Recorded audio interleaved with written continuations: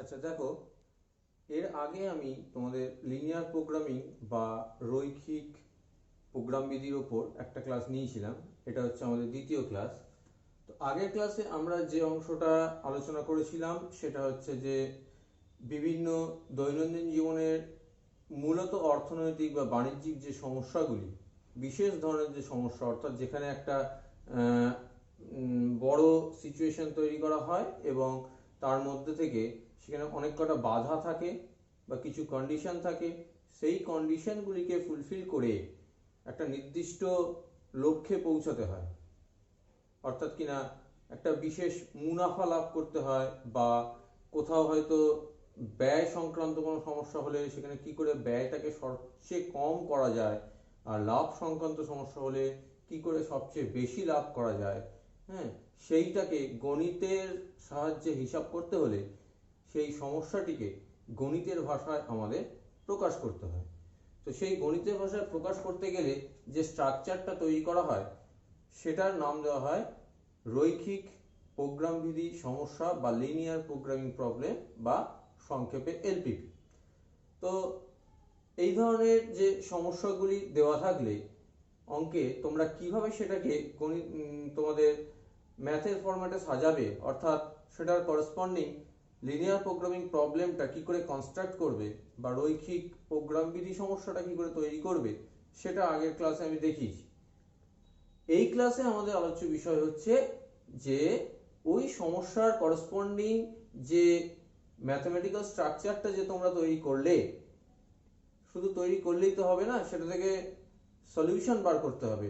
অর্থাৎ সর্বাধিক বা সর্বনিম্ন সমাধানটা বার করতে হবে, ম্যাক্সিমাম বা মিনিমাম ভ্যালুটা। তো সেইটা বার করার জন্য আমাদের জানতে হবে যে এই রৈখিক প্রোগ্রামবিধি সমস্যা বা লিনিয়ার প্রোগ্রামিং প্রবলেমকে আমরা কিভাবে সমাধান করব। সেটা আমি আগের ক্লাসে বলেছিলাম যে তার বেশ কিছু পদ্ধতি আছে। তার মধ্যে আমরা এখানে এই ক্লাসে যে পদ্ধতিটা শিখবো সেটা হচ্ছে গ্রাফিক্যাল সলিউশন বা গ্রাফিক্যাল মেথড, অর্থাৎ লেখচিত্রের সাহায্যে সমাধান করা। তো সেই সমস্যার সমাধান করাটাই আজকে আমরা আলোচনা করব। তো দেখো, অলরেডি আমি একটা গ্রাফের মতোই এঁকেছি, এক্স অক্ষ ওয়াই অক্ষ এঁকেছি। যেহেতু আমার কাছে গ্রাফ পেজ নেই এখানে, সেই জন্য আমি এইভাবে তোমাদেরকে দেখাচ্ছি। এক্ষেত্রে বলে রাখি যে গ্রাফ পেপারে সবচেয়ে সুবিধা এটা আঁকা, কিন্তু আমি বলবো যে তোমরা গ্রাফ পেপারে যেমন প্র্যাকটিস করবে তেমনি সাদা পাতাতেও এই অঙ্কগুলোর সমাধান করাটা প্র্যাকটিস করে রাখবে। কারণ হচ্ছে যে যদি কোথাও গিয়ে তোমরা গ্রাফ পেপার না পাও, সেক্ষেত্রে গ্রাফ পেপার যদি প্রোভাইড করা না হয় কোনো একটা পরীক্ষায়, তখন তোমরা সাদা পাতায় কি করে এই সলিউশনটা করবে, অর্থাৎ লেখচিত্রটা কি করে আঁকবে, সেই প্রসেসটাও তোমাদের প্র্যাকটিস করে রাখা দরকার।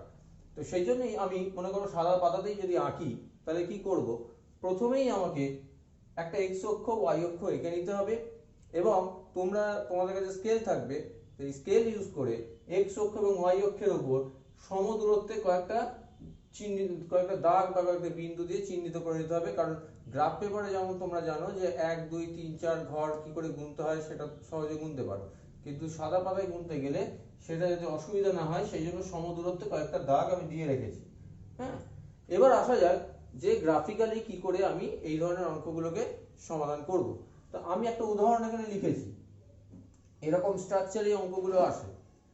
উদাহরণটা কি বলা আছে, z equal to 3x plus 4y কে চরম করো, অর্থাৎ ম্যাক্সিমাইজ করো বা মিনিমাইজ করো। কোথাও থাকতে পারে অবম করো, বা কোথাও থাকতে পারে চরম করো। চরম করো যখন বাধা গোষ্ঠী হয়, বাধা গোষ্ঠী যেগুলো দেওয়া থাকে সেটা দিয়ে দিচ্ছে x less equal to 4, y less equal to 6, 3x plus 2y less equal to 18, এবং এটা সব জায়গাতেই পাবে যে x, y greater equal to 0। হ্যাঁ, x y এগুলো হচ্ছে সিদ্ধান্ত গ্রহণকারী চল, তো এরা সবসময় অঋণাত্মক হবে, এটা বলেছিলাম আগে। তো যাই হোক, আর এই বাধা গোষ্ঠীগুলো কিন্তু এরকম অসমীকরণ বা ইনইকুয়ালিটির আকারে দেওয়া থাকবে। হ্যাঁ, হয় লেস ইকুয়াল টু বা গ্রেটার ইকুয়াল টু এই আকারে দেওয়া থাকবে। এখন প্রথমে আসি যে কিছু পরপর ধাপ আমাদেরকে খেয়াল রাখতে হবে, সেই ধাপের অনুযায়ী করে গেলে সমাধানটা খুব সহজে হয়ে যায়। প্রথম আমরা যেটা করব, যখন এই অঙ্কটা দেওয়া থাকবে তখন এই যে বাধা গোষ্ঠী, এখানে দেখো বাধা গোষ্ঠীর মধ্যে তিনটি অসমীকরণ দেওয়া আছে, একটা x less equal to 4, y less equal to 6 R 3x plus 2y less equal to 80। এদের লেখচিত্রগুলো আমরা প্রথমে আঁকবো।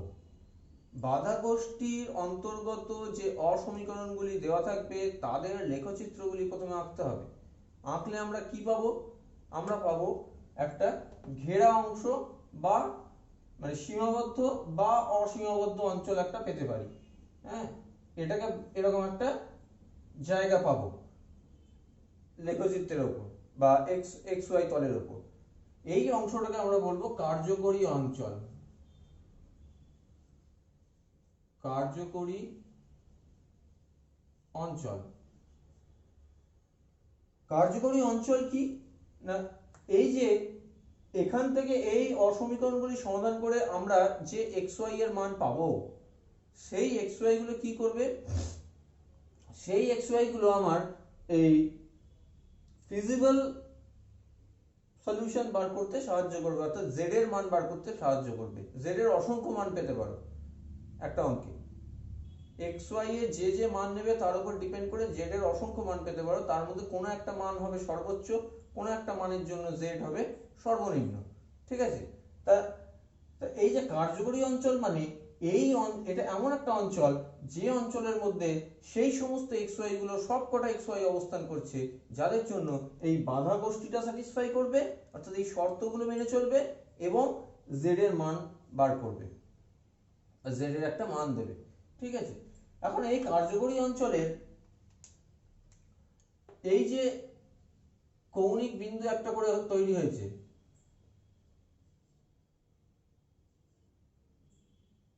এইগুলোকে বলা হয় প্রান্তিক বিন্দু।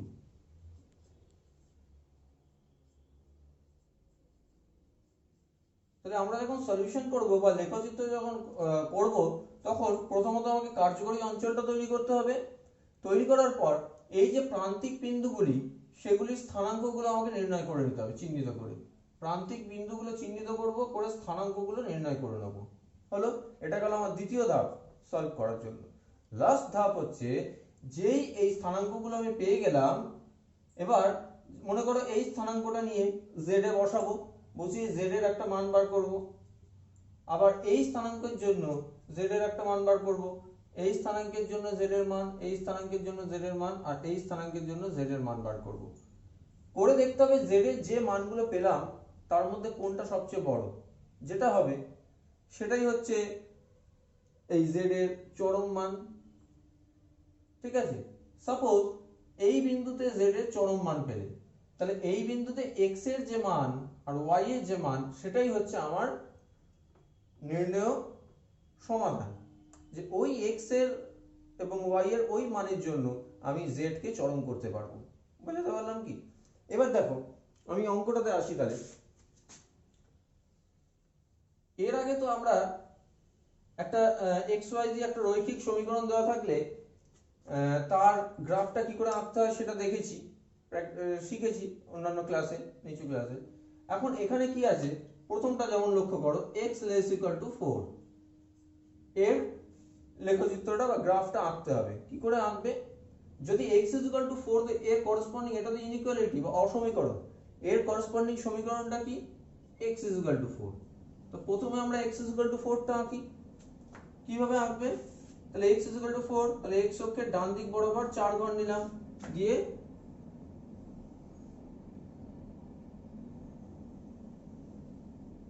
এটা হয়ে গেল আমার x is equal to 4 এর গ্রাফ।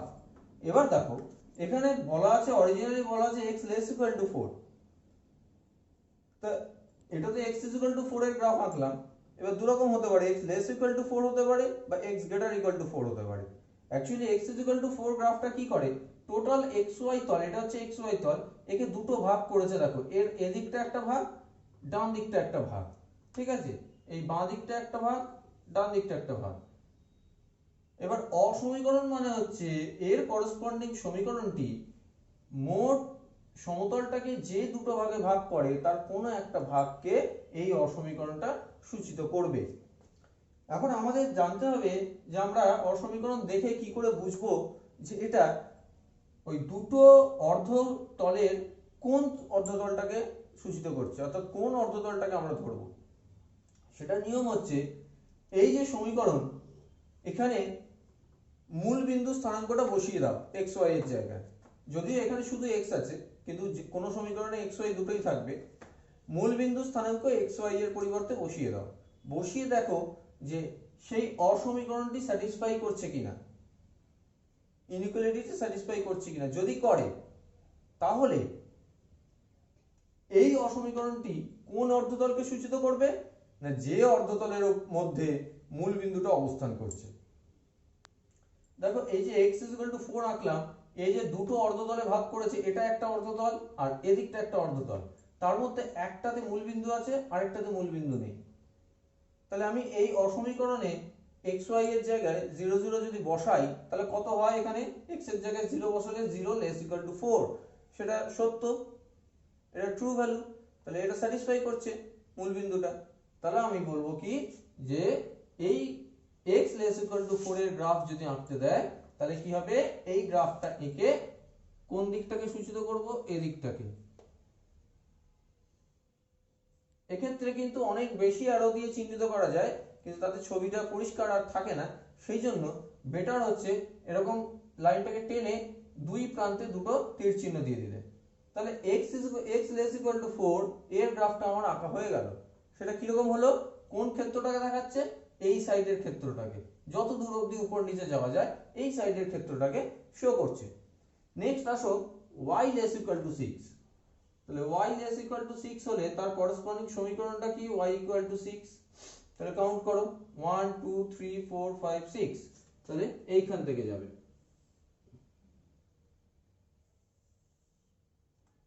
এটা হচ্ছে আমার y = 6।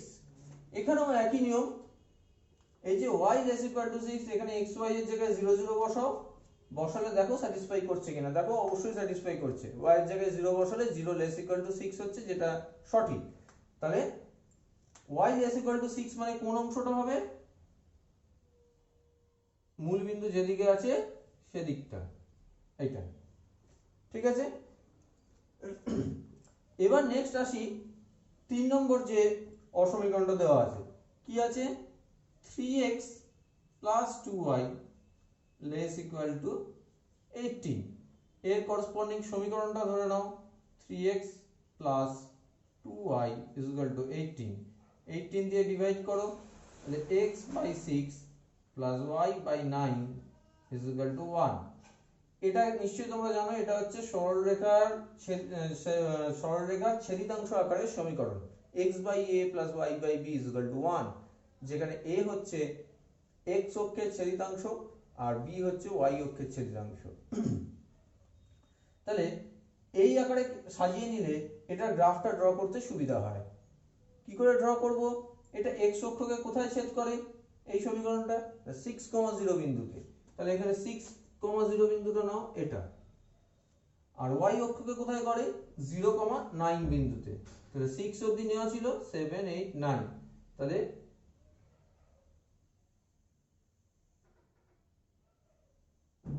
এইটা, তাহলে এইটা হয়ে গেল আমার 3x + 2y = 18 এর গ্রাফ। এবারে একই ভাবে এটারও 3x + 2y ≤ 18, এটা কোন অর্ধতলকে সূচিত করবে। এই ইনইকুয়ালিটিতে x y এর জায়গায় 0 0 বসাও, তাহলে লেফট হ্যান্ড সাইডে কত আসবে, 0। রাইট হ্যান্ড সাইডে আছে <= 18, এটা ট্রু। তাহলে মূল বিন্দু যেদিকে আছে সেই দিকটাকে সূচিত করবে। তাহলে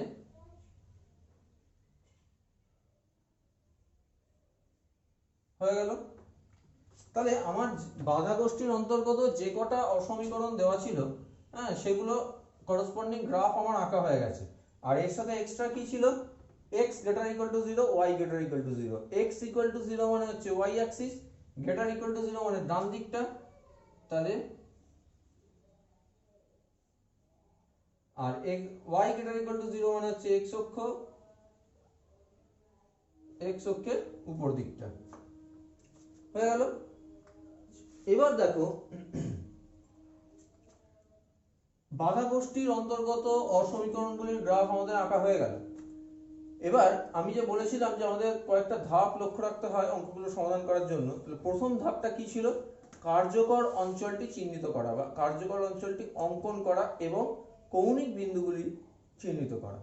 তা কার্যকর অঞ্চলটি আমরা পেয়ে গেছি। কিভাবে পেয়েছি? যতগুলি অর্ধতলকে আমরা চিহ্নিত করেছি তাদের কমন এরিয়াটা, অর্থাৎ এই যে 1 2 3 4 5 পাঁচখানা অর্ধতল আমরা পেয়েছি। পাঁচখানা অর্ধতল প্রতিটাই আছে যে অংশটাতে, সেটাই হচ্ছে কার্যকরী অঞ্চল। কিরকম দেখো, প্রথমে হচ্ছে এক্স অক্ষ, এর উপরের দিকটা, আচ্ছা ওয়াই অক্ষ তার ডান দিকটা, তাহলে এই পার্টটা চলে এলো। এবার হচ্ছে y = 6 এর নিচের দিক, তাহলে এই অংশটা। আর কি আছে? এই যে তির্যক যে সরলরেখাটা আছে তার নিচের দিকটা। তাহলে আলটিমেটলি খেয়াল করে দেখো, আমি নীল কালি দিয়ে বিন্দুগুলোকে চিহ্নিত করে দিচ্ছি। এই পাঁচটা বিন্দু দিয়ে ঘেরা জায়গাটা, সেটাকে আমাকে শেডেড করে দিতে হবে পেন্সিল দিয়ে।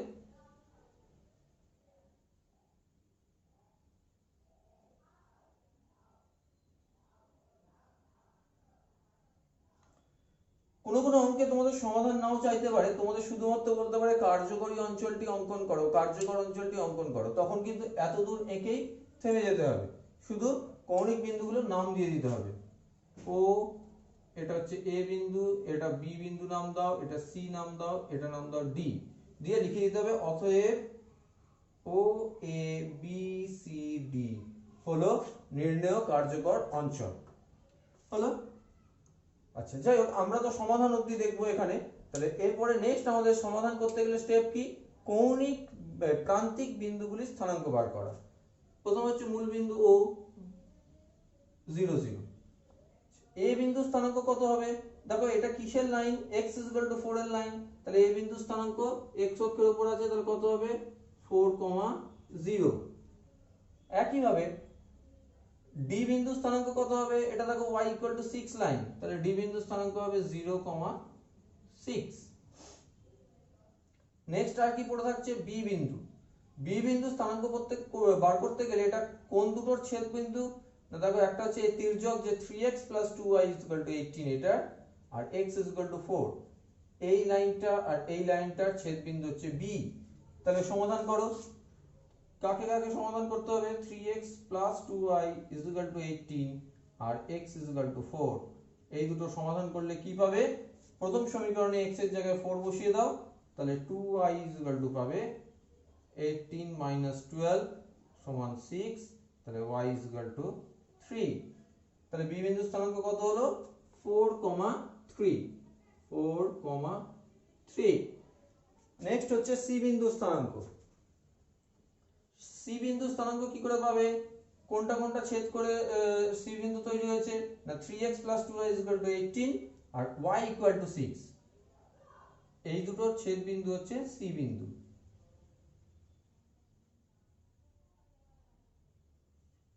তাহলে সমাধান করো। কত হচ্ছে? 3x + 12 = 18, 3x = 6, তাহলে x = 2। তাহলে সি বিন্দু স্থানাঙ্ক কত হবে? 2, 6। এই হচ্ছে সবকটা প্রান্তিক বিন্দুর স্থানাঙ্ক পেয়ে গেলাম। নেক্সট আমাদের কি বলা ছিল? প্রতিটা প্রান্তিক বিন্দুতে z এর মানটা বার করতে হবে। প্রতিটা প্রান্তিক বিন্দুতে বিষয়াত্মক অপেক্ষক বা z, যেটা, এটাকে আমরা বিষয়াত্মক অপেক্ষকও বলে থাকি, তো বিষয়াত্মক অপেক্ষক বা z এর মানটা বার করতে হবে। তো কিভাবে করবে? তোমরা একটা ছক করে নিতে পারো।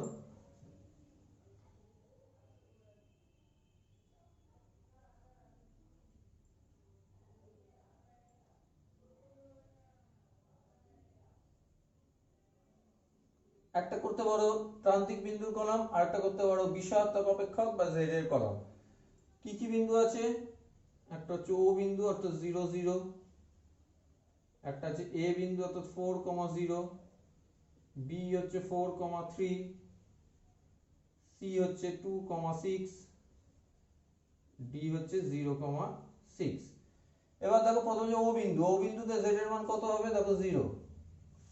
এ বিন্দু, এ বিন্দু হচ্ছে 4, 0, এখানে বসাও 3x + 4y, এটাতে বসাও, 4,0 বসালে কত হয় 12। বি বিন্দু অর্থাৎ 4,3 যদি জেডে বসাও তাহলে কত হবে 3 4 12, 3 4 12 24।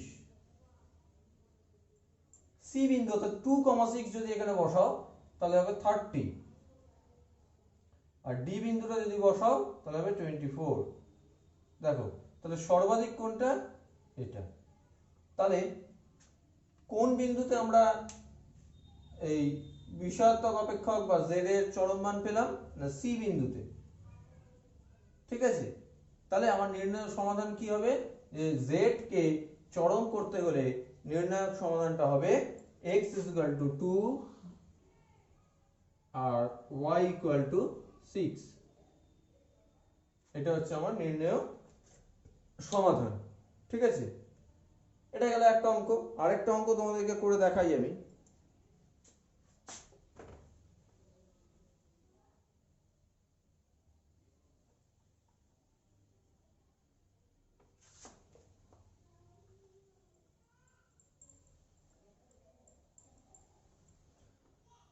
আরেকটা অঙ্ক আমরা এখানে টুকছি, দেখো ওটা বলা আছে max z =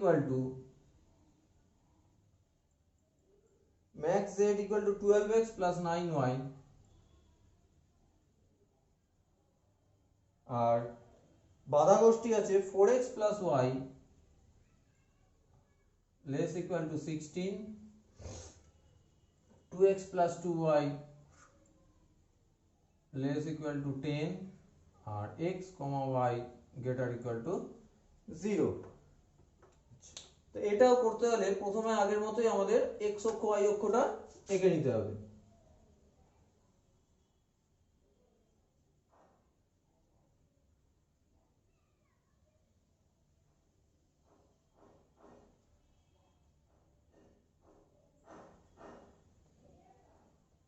x x dash y y dash এঁকে নিলাম। আচ্ছা, x অক্ষ এবং y অক্ষের উপর 1 2 3 করে একটু চিহ্নিত করে নেবে। 3 4 5 6 7 8 9 10 11 12, এর থেকে 1 2 3 4।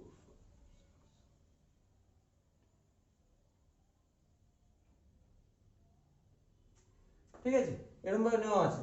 এবার দেখো তাহলে প্রথম যেটা এটা 4x + y = 16, সেটার গ্রাফটা যদি আঁকতে হয় 4x + y = 16, তাহলে x/4 + y/16 = 1। তাহলে x অক্ষ থেকে 4 ঘর নেব এত দূর, আর y অক্ষ থেকে 16 ঘর মানে এতটা হবে, দিয়ে যদি জয়েন করে দিই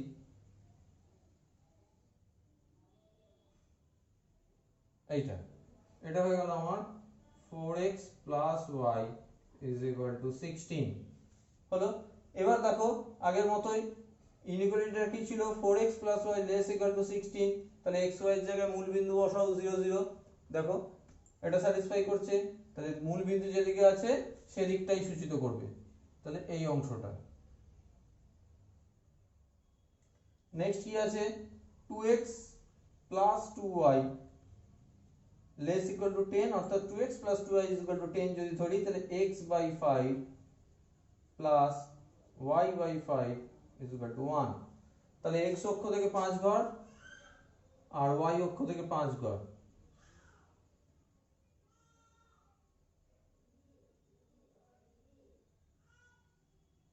এটারও নিচের দিকটা হবে, অর্থাৎ যেদিকে মূল বিন্দু আছে সেদিকটা হবে। কেন না এখানেও 2x + 2y > 10, 0 0 বসালে স্যাটিসফাই করে যাচ্ছে, জন্য এদিকটা হবে। এটা লিখে দাও 2x + 2y হলো। আর কি আছে, আর আছে x > 0, y > 0। x > 0 মানে y অক্ষের ডান দিকটা, আর y > 0 মানে x অক্ষের উপরের পোরশন। তাহলে এখানেও দেখো কোন অংশটা কমন পার্ট সবকটা, না দেখো আমি চিহ্নিত করে দিচ্ছি।